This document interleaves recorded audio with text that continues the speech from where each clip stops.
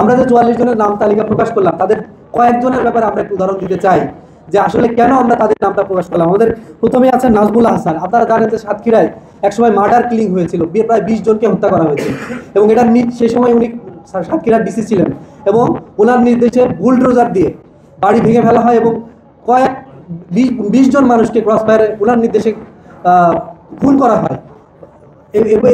এরপরে প্রচুর মানুষকে নির্যাতন করা হয় এবং উনি আওয়ামী লীগ মতাদর্শের কট্টর সমর্থক এবং বিভিন্ন সময় বিভিন্ন গুরুত্বপূর্ণ সরকারের গুরুত্বপূর্ণ দায়িত্ব পালন করেছেন এবং দুর্নীতির সাথে জড়িত এবং তার ব্যাপারে পত্রপত্রিকায় অনেক লেখালেখি হলেও ইতিমধ্যে সরকার কোনো ব্যবস্থা গ্রহণ করেনি। আমি শুধু একজনের নাম বললাম, আর দু একজনের নাম বলবো। সেটি হচ্ছে এইচ.এম. সবুজ্জামান। ইনি হচ্ছেন আওয়ামী লীগের মধ্যপুষ্ট এবং তিনি একজন দুর্নীতিবাজ সচিব। ইনি বর্তমানে শ্রম মন্ত্রণালয়ের দায়িত্বে রয়েছেন এবং ইনি সাবেক ফ্যাসিস্ট সরকারের বাণিজ্য মন্ত্রী টিপু মুন্সির অত্যন্ত আস্থাভাজন ছিলেন। আপনারা জানেন 2018 সালের যে রাতের ভোট হয়, এই ভোটের কয়েকজন পলিসি মেকার এইচ.টি. ইমামের নেতৃত্বে এই কয়েকজন এই ভোটের যে পলিসি মেকার ছিলেন, এই পলিসি মেকারদের মধ্যে ইনি একজন ছিলেন এবং ছাত্র আন্দোলনের সময় ইনি সম্পূর্ণ বিপক্ষে ছিলেন এবং আমরা জানি না কেন বর্তমান সরকার তাকে এই পর্যায়ে রেখেছে। দেশ জুড়ে তোলপাড় ওয়ালটন ফ্রিজ কিনে আপনিও হয়ে যেতে পারেন মিলেনিয়ার। আমি আরেকজন, তিনি হচ্ছেন বর্তমানে সরকারের সংস্কৃতি বিষয়ক মন্ত্রণালয়ের সচিব হিসেবে মফিজুর রহমান।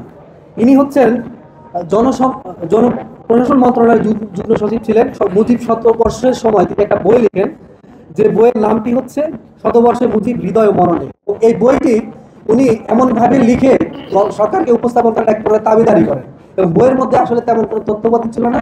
বাংলার গল্প দিয়ে তিনি এটা করেছেন এবং বইটিতে তিনি দক্ষ মানব সম্পদ উন্নয়ন বঙ্গবন্ধুর দর্শন, আসলে এই দর্শন কিরকম ছিল, কারা কোন ধরনের দর্শন দিয়েছে, এই সময় কিন্তু আমরা সবই বুঝতে পারি।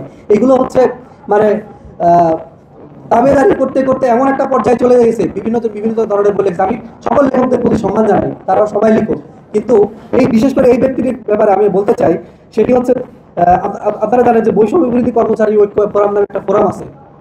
তারা 4 এপ্রিল 2025 সালে একটা আন্দোলন করে তার বিরুদ্ধে আন্দোলন করে এবং সেখানে সেই সংগঠনের সভাপতি আব্দুল খালেক একটা প্রেস বিজ্ঞপ্তিতে উনি উল্লেখ করেন যে উনি 15তম বিসিএস ক্যাডারের একজন কর্মকর্তা ছিলেন, যিনি আওয়ামী সরকারের সরাসরি সুবিধাভোগী কর্মকর্তা এবং তাকে 10 এপ্রিল সংস্কৃতি মন্ত্রণালয়ের সচিব বানানো হয়েছে।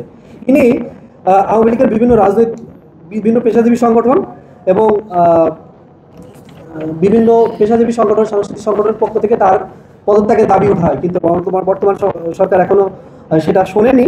এবং ইনি আমি আর একটু বলতে চাই, সেটি হচ্ছে যে স্বৈরাচার আমলে বাংলাদেশ টেলিভিশনে মুজিব ও আওয়ামী বন্দনা অনুষ্ঠানের সঞ্চালক হিসেবে বেশ দায়িত্ব পালন করেছেন এবং শাহবাগে যে ফ্যাসিবাদের যে শুরু হয় যে গণজাগরণ মঞ্চ, সেই গণজাগরণ মঞ্চে তিনি একসময় নেতৃত্ব দিয়েছেন এবং আমরা জেনেছি যে তিনি গোপনে এখন সরকারের ভারতে অবস্থানরত ফ্যাসিস্ট শেখ হাসিনার সাথে এখনো যোগাযোগ তার আছে এবং তিনি একটি গোয়েন্দা সংস্থার হয়ে কাজ করছেন এবং গভর্নমেন্টের গুরুত্বপূর্ণ তথ্য তিনি সফটওয়্যার এজেন্ট হিসেবে কাজ করছেন বলে আমরা জেনেছি। সুতরাং এই ধরনের গুরুত্বপূর্ণ অভিযোগগুলো আমাদের সামনে এসেছে।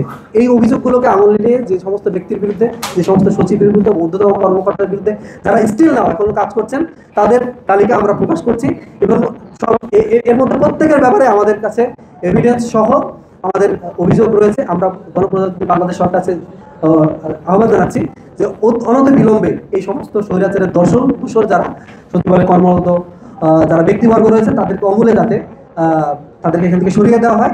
অন্যথায় জুলাই বিপ্লবের যে স্পিরিট, সেই স্পিরিট থাকবে না। অলরেডি বিভক্তি তৈরি হয়েছে, সামনে আরও বিভক্তি তৈরি হবে এবং এই বিভক্তির পেছনে আমরা মনে করি যে এই সমস্ত যারা দোষর তারা অন্যতম দায়ী। ধন্যবাদ সবাই।